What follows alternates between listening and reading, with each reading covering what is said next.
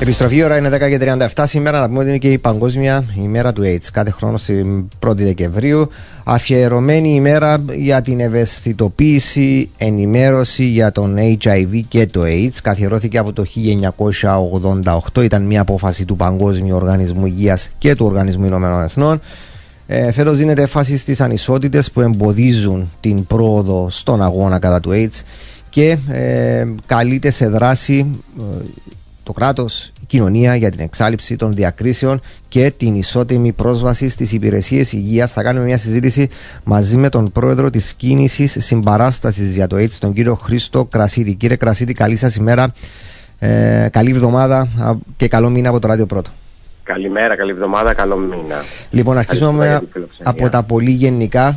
Τι είναι η κίνηση συμπαράστασης για το AIDS?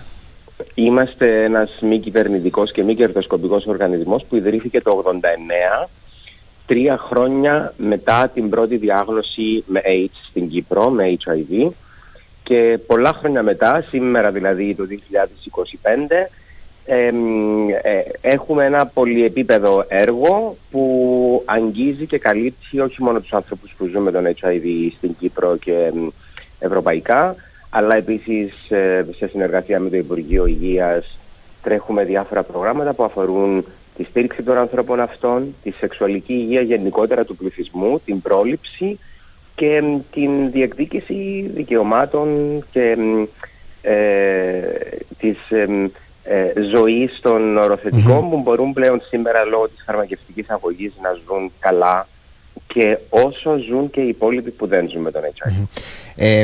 Ένα από τα βασικά αιτήματα είναι η καθολική πρόσβαση στις θεραπείες και τις μεθόδους πρόληψης. Αν θέλετε να μας πείτε λίγα λόγια γι' αυτό. Βεβαίως. Κοιτάξτε, πρέπει να έχουμε υπόψη ότι σήμερα η κατάσταση έχει αλλάξει πάρα πολύ από τη δεκαετία του 80 και ο πρώτιστος λόγος ήταν η διεκδίκηση των κοινοτήτων και των ανθρώπων των ίδιων που ζουν με HIV, μαζί με τους επιστήμονες που κατάφεραν να κάνουν αλματώδη βήματα. Σήμερα δηλαδή η φαρμακευτική αγωγή και οι φαρμακευτικές αγωγές που έχουμε για τον HIV καταστέλουν τον ιό σε μια ανιχνεύσιμα επίπεδα, κάνοντας το άτομο να είναι μη μεταδοτικό. Μπορεί να κάνει παιδιά που να είναι αρνητικά στον HIV, να συνεχίσει τη ζωή του, να σπουδάσει, να παντρευτεί αν το επιθυμεί, να κάνει ό,τι κάνει και οποιοσδήποτε άλλος άνθρωπος που δεν ζει με τον HIV. Αυτά όλα έχουν μια προϋπόθεση, την πρόσβαση στις φαρμακευτικές αγωγές. Στην Κύπρο η φαρμακευτική αγωγή είναι δωρεάν μέσω της κλινικής αναφοράς του HIV, της γρηγορείου κλινικής στο Γενικό Νοσοκομείο της Λάρνακας, αλλά αυτό δεν ισχύει για όλους και για όλες τις χώρες και για όλα τα άτομα. Εμείς είμαστε από τους τυχερούς, μπορώ να πω, της Ευρωπαϊκής Ένωσης που έχουμε δωρεάν περίθαλψη και δωρεάν πρόσβαση.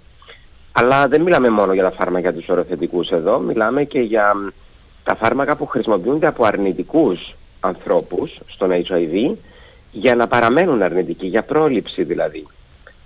Η λεγόμενη PrEP, το Pre-Exposure Prophylaxis, που ξεκίνησε η από τους στόματος χορήγηση της PrEP σε μορφή χαπιών δηλαδή, για να καταλάβει ο κόσμος, τον Οκτώβριο του 2025, αργήσαμε αλλά το ξεκινήσαμε, η οποία επίσης είναι δωρεάν στην Κύπρο. Υπάρχουν όμως και πλέον και καινούργια σκευάσματα που έχουν εγκριθεί από τον Ευρωπαϊκό Οργανισμό Φαρμάκων της PrEP σε ενέσιμη μορφή για 2 και για 6 μήνες. Έχει εγκριθεί το δίμηνο αυτή τη στιγμή και το εξάμηνο περιμένουμε να περάσει την έγκριση, αν δεν κάνω λάθος, αν δεν έχει περάσει ήδη, που είναι ας πούμε μια μορφή εμβολίου. Δεν είναι ακριβώς εμβόλιο, απλά για να το καταλάβουμε ότι κάποιος μπορεί να βάλει αυτή την ένεση της PrEP αντί να την παίρνει σε χάπια και να τον προστατεύει από την πιθανή λίμωξη του HIV σε περίπτωση που έρθει σε επαφή με τον ιό.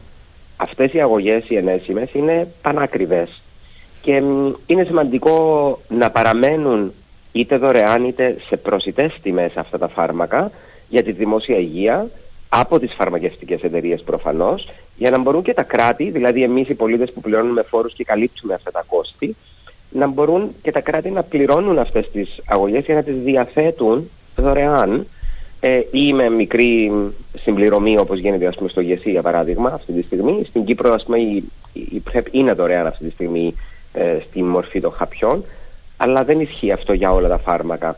Οπότε ένα από τα κομμάτια που βάλαμε στις αιτήσεις μας, στις απαιτήσεις μας, αν θέλετε, όχι μόνο από το κράτος, αλλά από την πολιτεία, από τις φαρμακευτικές εταιρείες, από όλους μας, είναι να διατηρούμε προσιτά τα φάρμακα για να μπορούν να δουλεύουν υπέρ της δημόσιας υγείας. Υπάρχει και το άλλο ζήτημα της αποποινικοποίησης και της νομικής μεταρρύθμισης, με συγχωρείτε. Ναι. Είναι οι νόμοι αυτοί που ποινικοποιούν τη μετάδοση του HIV, την οποία εσείς θεωρείτε ότι πρέπει να αλλάξουν. Βεβαίως, έχουν αλλάξει σε πάρα πολλές χώρες της Ευρώπης. Νομίζω ότι είναι 3-4 μόνο οι χώρες που έχουν ποινικοποιήσει αυτή τη στιγμή. Εμείς έχουμε έναν γενικό νόμο, ο οποίος ναι μεν είναι γενικός νόμος και δεν αφορά, η συγκεκριμένη νομοθεσία δεν αφορά μόνο τον HIV, αλλά υπάρχουν κάποια διατάγματα στην Κυπριακή Δημοκρατία που αναφέρουν μόνο το AIDS, το οποίο εμείς κάνουμε διαβήματα και στην Εθνική Επιτροπή για το AIDS και στο Υπουργείο Υγείας, γιατί πρέπει να αλλάξουν αυτά.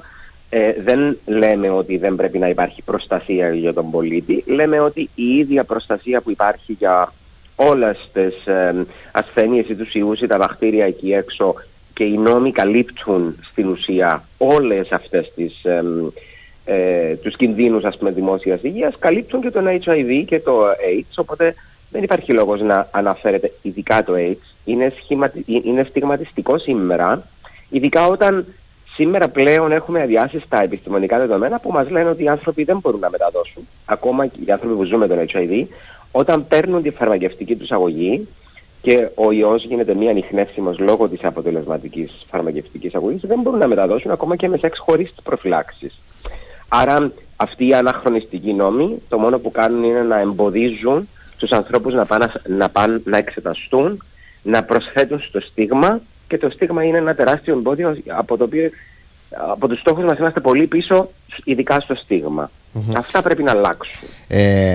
Υπάρχουν όμως και κινήσεις οι οποίες μπορούν να γίνουν προληπτικά, και ένα από αυτά είναι ουσιαστικά και η σεξουαλική διαπαιδαγώγηση. Σωστά. Πολύ σωστά τα λέτε. Η σεξουαλική διαπαιδαγώγηση, και εμείς θα το πάρουμε έτσι λίγο πιο ευρέως, δεν μιλάμε μόνο για τη σεξουαλική διαπαιδαγώγηση στα σχολεία, που είναι κάτι που εφαρμόζεται εν μέρη, θα έλεγα. Ναι. Μιλάμε για την, αν θέλετε, η διαπαιδαγώγηση σε σχέση με την απόλαυση, το σεξ, την προστασία του κάθε ενός μας και της κάθε μιας μας, την υπεύθυνη στάση απέναντι στον εαυτό μας και στους ερωτικούς μας και σεξουαλικούς συντρόφους. Αυτό καλύπτει όλες τις ηλικίες, όλα τα φύλλα. Οι άνθρωποι κάνουν σεξ από την εφηβεία, ακόμα και αν είμαστε κάτω από το όριο που λέει ο νόμος, κάνουν σεξ κάτω από τα 18 και φτάνουν μέχρι και τα 70 και 80 και κάνουν σεξ. Οπότε και οι προηγούμενες γενιές και οι καινούργιες γενιές χρειάζεται να ενημερωθούν, και για να ενημερωθούν και να υπάρχει ευαισθητοποίηση και αυτό που λέμε σεξουαλική διαπαιδαγώγηση, πώς να προστατεύσεις τον εαυτό σου και τους ερωτικούς σου συντρόφους, πρώτα πρέπει να γνωρίζεις. Και αυτό λύνεται με την ενημέρωση, με τις εκστρατείες ενημέρωσης, ευαισθητοποίησης που πρέπει να γίνουν σε μεγαλύτερη κλίμακα. Αλλά για να το διευρύνουμε λίγο, και από την εκπαίδευση των επαγγελματιών υγείας, που δεν ξέρουμε σε ποιο επίπεδο είναι στην Κύπρο. Πολύ σωστά, πολύ σωστά. Έχουμε κάποια δείγματα, πρέπει να σας πω. Ειδικά για το κομμάτι των επαγγελματιών υγείας, η κίνηση τρέχει με άλλους εταίρους στην Κύπρο, με τον Κυπριακό Σύνδεσμο Οικογενειακού Προγραμματισμού, την ACCEPT, το Πανεπιστήμιο Λευκωσίας. Τρέχει ένα πρόγραμμα, το SAFER, όπου τρέξαμε μια έρευνα.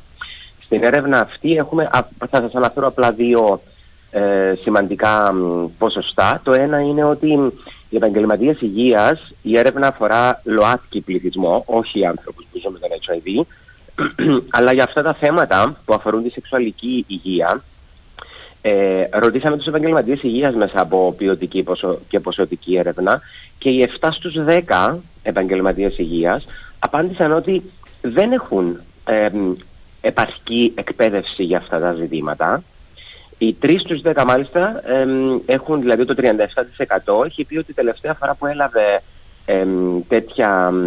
τέτοια εκπαίδευση ήταν πάνω από 2 χρόνια. Δηλαδή υπάρχει ένα κενό στην εκπαίδευση των επαγγελματιών υγείας, που το αποτέλεσμα είναι οι άνθρωποι που έχουν αυτές τις πολλαπλές ευαλωτότητες, είτε πρόκειται για ΛΟΑΤΚΙ άτομα, είτε πρόκειται για μετανάστες, είτε πρόκειται για άτομα που κάνουν χρήση ουσιών, είτε για ανθρώπους που ζουν με τον HIV ή άλλες καταστάσεις υγείας που μπορεί κάποιος από εμάς να αντιμετωπίζει.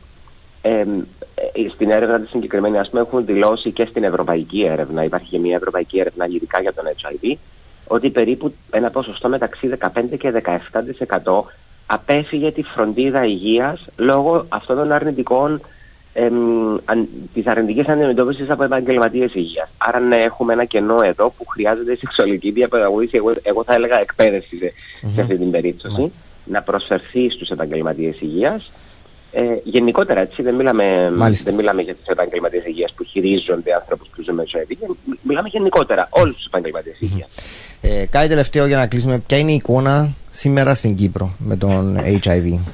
Ναι, λοιπόν, έχουμε δύο σημαντικές νίκες που πρέπει να τις χαιρόμαστε.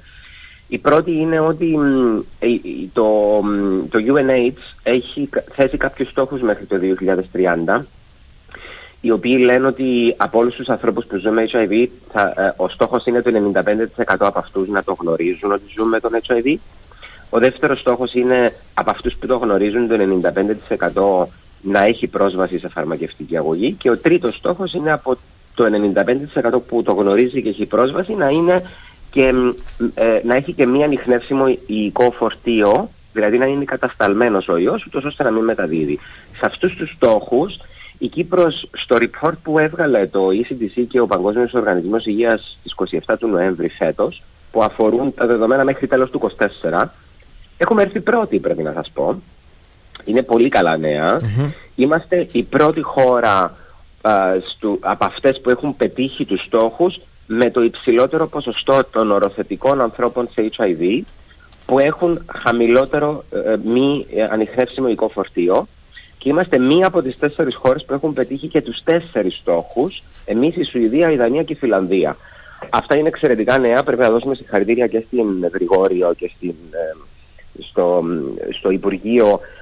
Και το δικό μας μήνυμα είναι ότι να την μπορούμε να πετύχουμε όταν δουλεύουμε μαζί οι 3 πυλώνες που είναι η κοινότητα, η οργάνωση της κοινότητας, το κράτος, η πολιτεία, το Υπουργείο δηλαδή, μαζί με την κλινική αναφορά για τον HIV και μαζί με την επιστημονική κοινότητα. Τα αποτελέσματα αυτά είναι εξαιρετικά, πρέπει να τα χαιρόμαστε, πρέπει να πούμε ότι το καταφέραμε και πρέπει να συνεχίσουμε με την ίδια λογική, με την ίδια στήριξη, και στήριξη σημαίνει και χρηματοδότηση, πρέπει να το τονίσουμε, στήριξη δεν πρέπει να είναι μόνο λόγια και ευχολόγια μία φορά το χρόνο, θα πρέπει να είναι και έμπραχτη χρηματοδότηση σε στρατηγικές, σε σχέδια δράσης με συγκεκριμένα χρονοδιαγράμματα για να διατηρούμε αυτά τα αποτελέσματα και να πάμε να πετύχουμε και τη μείωση του στίγματος. Κύριε Κρασίδη, να σας ευχαριστήσω πάρα πολύ για αυτή τη συζήτηση.